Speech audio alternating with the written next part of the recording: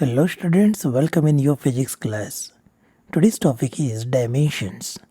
Friends, आज से हम एक नई सीरीज शुरू करने जा रहे हैं जिसका नाम है NEET ji series.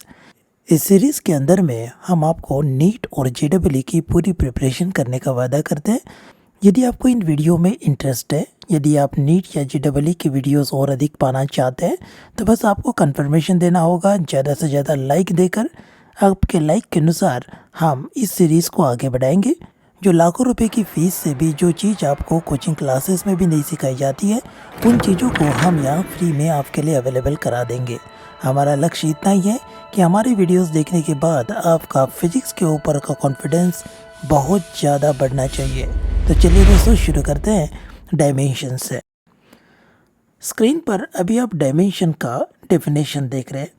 The representation of derived physical quantity in terms of fundamental quantities is called dimension of that physical quantity. इसके लिए आपको पता होना जरूरी है कि derived quantity किसको बोलता है। derived quantity मतलब जिसे derive किया गया है किसी अन्य physical quantity से। उदाहरण के तौर पर स्पीड। स्पीड ये ऐसी physical quantity है जिसे हम derive करते हैं डिस्टेंस और टाइम से। तो डिस्टेंस अपॉन टाइम का मतलब होता है स्पीड। डिस्टेंस का मतलब हुआ लेंथ जो फंडामेंटल क्वांटिटी है, टाइम भी फंडामेंटल है। इन दो फंडामेंटल क्वांटिटी से डिराइव किया गया क्वांटिटी को हम स्पीड बोल रहे हैं। तो स्पीड हो गया डिराइव्ड क्वांटिटी। और फंडामेंटल क्वांटिटीज़ वो क्वांटिटीज़ है जिन्हें मेज़र करने के लिए दूसरी फिजिकल क्वांटिटी पे निर्भर नहीं होना पड़ता, जिसका मेज़रमेंट डायरेक्ट कर सकते हैं। जैसे कि अपने पास में है लेंथ, मास है, टाइम है। इन्हें मेज़र करने के लिए हमें किसी अन्य फिजिकल क्वांटिटी की ज़रूरत नहीं है, इन्हें हम डायरेक्टली मेज़र कर सकते हैं, इसे फार्मूले की ज़रूरत नहीं पड़ती। तो ऐसी फिजिकल क्वांटिटी को फंडामेंटल बोलेंगे। ठीक है, तो डिराइव्ड फिजिकल क्वांटिटी को आप रिप्रेजेंट कर रहे हैं इन टर्म्स ऑफ फंडामेंटल क्वांटिटी, जिसको आप डायमेंशन बोलने वाले हैं। तो ये रही डायमेंशन की डेफिनेशन। तो चलिए फंडामेंटल क्वांटिटी की बात निकली तो हम देखेंगे फंडामेंटल क्वांटिटी के डायमेंशन में क्या सिंबल्स लेने चाहिए।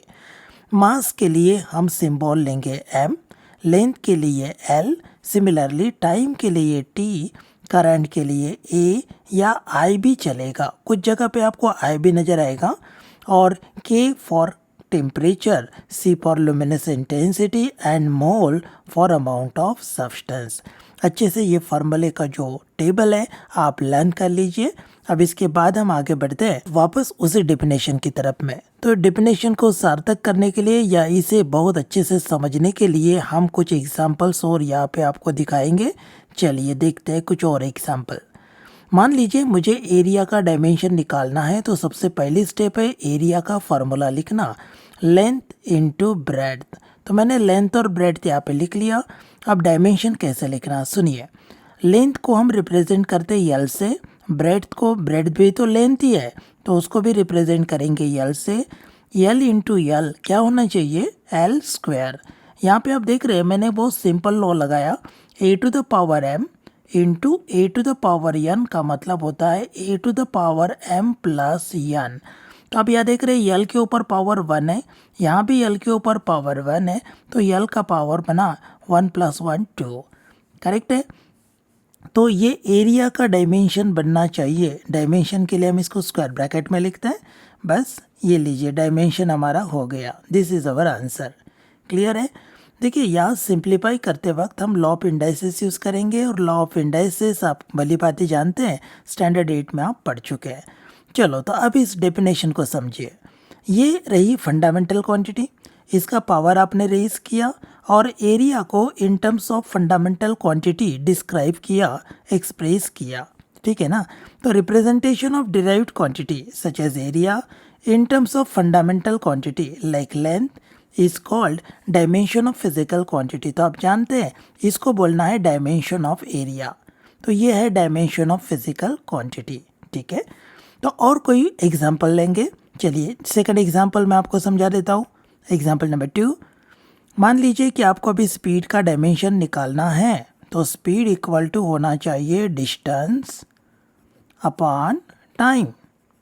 डिस्टेंस का डायमेंशन यल और टाइम का डायमेंशन टी।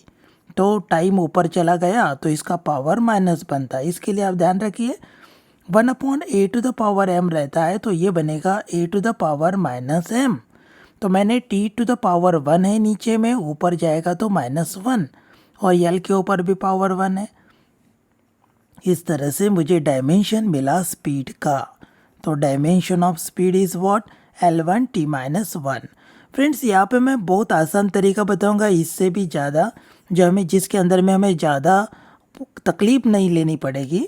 सीधा सोचिए, यूनिट के ऊपर से हम डायमेंशन निकालेंगे। इसका यूनिट क्या होता है, मीटर पर सेकंड होता है ना। तो स्पीड का यूनिट है मीटर पर सेकंड, तो मीटर रहा L इंटू t⁻1।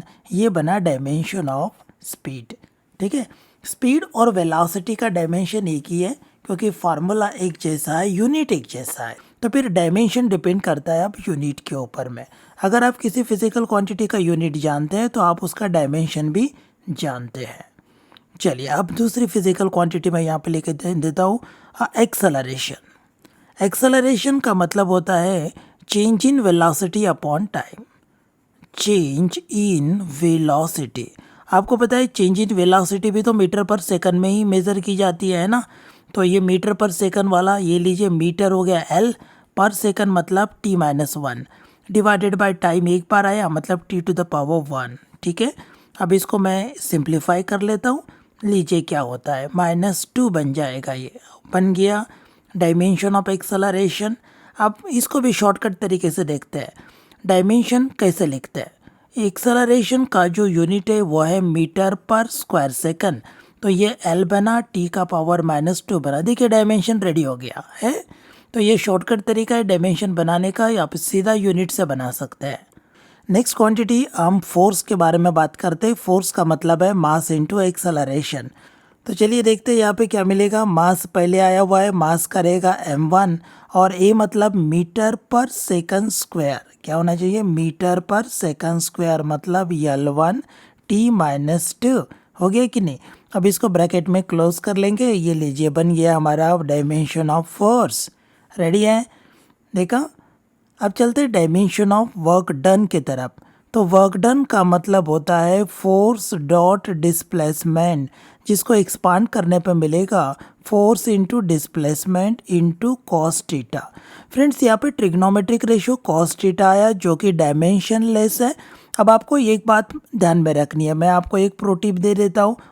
तो जितने भी ट्रिग्नोमेट्रिक रेशियोज है वो डायमेंशन लेस होता है, उनका डायमेंशन ऐसा रहेगा, मतलब नहीं लिखा तो भी चलेगा। तो मैं यहाँ लिखूंगा डायमेंशन ऑफ फोर्स। फोर्स मतलब मास इनटू एक्सेलरेशन। देखो मैं ऐसे लिखा, मास लिखा और एक्सेलरेशन बोला, और अब आया यस मतलब L1। ठीक है, बाद में तो डायमेंशन लेस है, नहीं लिखा तो भी चलेगा। तो ये डायमेंशन बना m1 L2 t-2। इस प्रकार से मैंने वर्क का डायमेंशन निकाला। अब डायमेंशन हम निकालेंगे पावर का। पावर इज इक्वल टू क्या बनता है, चलो लेट्स सी। पावर का मतलब होता है वर्क अपॉन टाइम, या फिर होता है force into velocity cos theta. आपको पता है कॉस थीटा डायमेंशन लेस है, दो में से कोई भी एक फार्मूला यूज़ कर सकते हैं। मैं पहला वाला यूज़ करूँगा इधर में। तो पावर का डायमेंशन बनना चाहिए वर्क। वर्क मतलब फोर्स इंटू डिस्प्लेसमेंट। अब फोर्स क्या है, मास इंटू एक्सेलरेशन फोर्स हो गया, इंटू डिस्प्लेसमेंट ये पर लग गया, अपॉन टी नीचे में आ गया। चलो इसको सॉल्व करते आप। m1 L2 t-3 बराबर है। देखिए इस तरह से ये हमारा पावर का डायमेंशन बन गया। अगर हम दूसरा फॉर्मूला यूज़ करते और देखिए कुछ ऐसा होगा। फोर्स का है मास इंटू एक्सेलरेशन, और बाद में क्या है वेलोसिटी, मतलब मीटर पर सेकंड है यूनिट, देयरफॉर मैंने लिखा L1 t-1। कॉस के लिए कोई डायमेंशन नहीं है। देखिए अब इसको क्या मिलता है, m1 L2 t-3। लीजिए वापस आ गया ना वही डायमेंशन यहाँ पर। तो आप फार्मूला दूसरा भी यूज़ करेंगे तो भी फिजिकल क्वांटिटी का डायमेंशन नहीं बदलेगा। ठीक है, चलिए बात करते हैं डायमेंशन ऑफ इलेक्ट्रिक चार्ज की। तो चार्ज का फार्मूला क्या है, चार्ज का मतलब होता है current, okay, into time. Current into time. तो करंट का जो डायमेंशन है वो हम ए लेंगे, टाइम का डायमेंशन टी लेंगे। तो डायमेंशन ऑफ चार्ज जो है वो बनना चाहिए A1 T1, करेक्ट है। तो ये बन गया आपका डायमेंशन ऑफ चार्ज, ठीक है। तो इसी प्रकार से डायमेंशन अलग अलग फिजिकल क्वांटिटी के हम निकाल सकते हैं। तो कुछ एग्जांपल्स आपको मैंने अभी करके दिया and so many examples are in your book. आप वहाँ से वो कर देख के उसे सॉल्व करने की कोशिश करना ज़रूरी है, ठीक है। इसके बीच में अगर आपको कोई तकलीफ जाती है या किसी फिजिकल क्वांटिटी का डायमेंशन निकालना आपको मुश्किल जाता है तो कमेंट करके अपना जो प्रॉब्लम है वो ज़रूर शेयर करना, हम आपको सॉल्यूशन ज़रूर बताएंगे, ठीक है। अब चलते हैं कुछ स्ट्रॉन्ग डायमेंशन की तरफ जिसको हम अभी निकालने वाले हैं, चलिए देखते हैं। अब चलते हैं यूनिवर्सल ग्रेविटेशनल कांस्टेंट का डायमेंशन निकालने के लिए। दोस्तों आपको पता है न्यूटन्स लॉ ऑफ ग्रेविटेशन के फार्मूले में कैपिटल जी मिलता है, तो F equal to G times m1 m2 upon r square ऐसा लिखा जाएगा, ठीक है ना।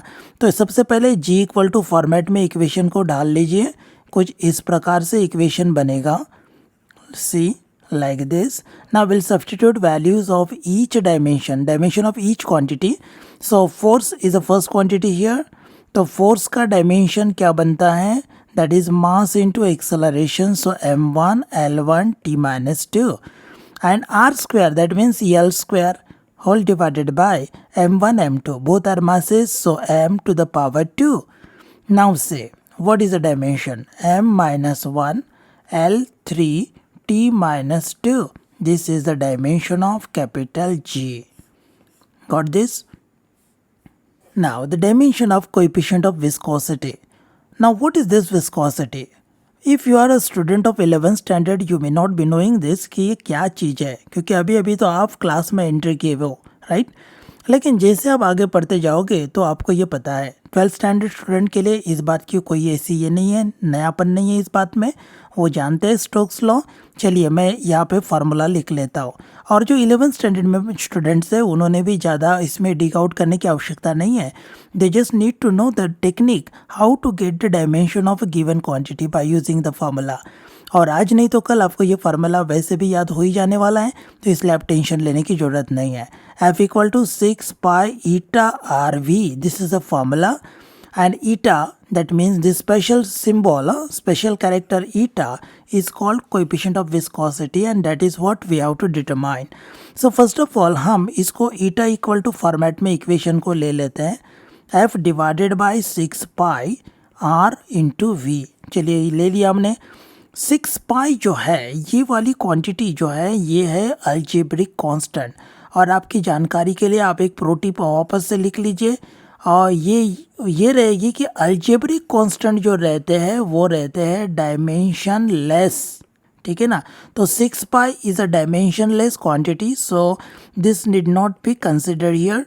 तो मैं f जो है उसके बारे में लिखता हूँ mass into acceleration divided by 6 पाई को निगलेक्ट किया, r मतलब L1 और v मतलब मीटर पर सेकंड, तो L1 t माइनस 1, ठीक है। अब इसको हम सिंप्लीफाई करेंगे तो हमें क्या मिलेगा, m एज इट इज़, ए की l cancel, l to the power minus 1 and t to the power minus 1। चलिए ये बन गया हमारा डायमेंशन ईटा का, that is coefficient of viscosity का डायमेंशन बन गया, ठीक है। तो इस प्रकार से कई फिजिकल क्वांटिटी के हम डायमेंशंस निकाल सकते हैं। अगर आपको परमिटिविटी का डायमेंशन निकालो बोले तो आप सीधा सीधा कोलम्स लॉ की तरफ जाएंगे। कोलम्स लॉ के अंदर में आप इस फार्मूले को देखोगे, दिख रहा आपको। सबसे पहले क्या करना है, जिसका डायमेंशन निकालना है उसके इक्वल टू फॉर्मेट में पूरे इक्वेशन को पलट देना है। 4 पाई से एज इट इज़ रखिए, Q1 Q2 लीजिए और f upon f into r square ये नीचे में लिख लीजिए। अब क्योंकि जो पहली टर्म है ये वाली डायमेंशन लेस है, तो आप डायमेंशन जब निकालोगे इसका तो Q1 Q2 का डायमेंशन लोगे। Q1 का डायमेंशन 80 है, Q2 2 बार आया हुआ है तो यहाँ पे स्क्वायर कर देता हूँ मैं। फोर्स मतलब मास इनटू एक्सेलरेशन होता है, लीजिए लिख लिया, और साथ में डिस्टेंस स्क्वायर है मतलब ये L2 है। अब मैं इसको सिंप्लीफाई करूँगा और लिखूँगा m माइनस 1, बाद में आना चाहिए L हो गया, नहीं L माइनस कितना होना चाहिए 3 माइनस 3, और क्या है, और t टू द पावर होना चाहिए प्लस 4, और साथ में ए स्क्वायर लीजिए, तो ये बड़ा सा बन गया मेरा डायमेंशन किसका, epsilon zero, that is permittivity of free space का डायमेंशन बन गया। ठीक है, तो इसी प्रकार से आप डायमेंशन कोई भी फिजिकल क्वांटिटी की कैलकुलेट कर सकते हो।